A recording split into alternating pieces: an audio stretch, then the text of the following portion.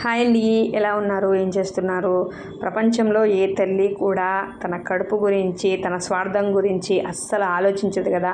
అలా ఆలోచించే తల్లి ప్రపంచంలోనే ఉండదు. ఏ జీవి అయినా కానివ్వండి, మనిషి అనే కాదండి, నోరు లేని జీవి ఏదైనా సరే అసలు తన నోరు అనేది తెరిచి సొంతగా నాకు అన్న స్వార్థంతో తినదనమాట. ఏదైనా ముందు పిల్లలకి ఇవ్వడము, ఇంట్లో వాళ్ళకి పెట్టిన తర్వాతే ఉంటుందన్నమాట. ఆ విషయంతో పాటే కొంత కూడా తన గురించి తను ఆలోచించుకోవాల్సి ఉంటుంది. ఎందుకంటే తను స్ట్రాంగ్గా ఉంటేనే కదా ఈ కుటుంబ సభ్యులు కూడా అందరూ స్ట్రాంగ్గా ఉండేది. తల్లి ప్రేమ వెలకట్టలేనిది. అసలు తల్లిని మనము ఏ రకంగా రుణం అనేది తీర్చుకోలేమన్నమాట. మనము తల్లితో పాటు తండ్రి కూడా అంతేనండి. తల్లి ప్రేమ కనపడుతుంది, తండ్రి ప్రేమ అనేది కనపడదన్నమాట.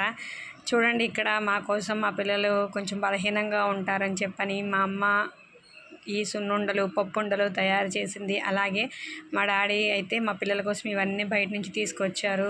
అలాగే మా కోసం ఇంకా ఎన్నో పంపిస్తూ ఉంటారనమాట. వీటితో పాటు మినప్పప్పు కూడా పంపించారు. పట్టు మినప్పప్పు పిల్లలకి బలంగా ఇడ్లీ, ఆయకుడుము అలా వేసి పెట్టామా అని చెప్పి. నిజంగా వాళ్ళ రుణం అనేది మనం ఎప్పటికీ తీర్చుకోలేము కదా.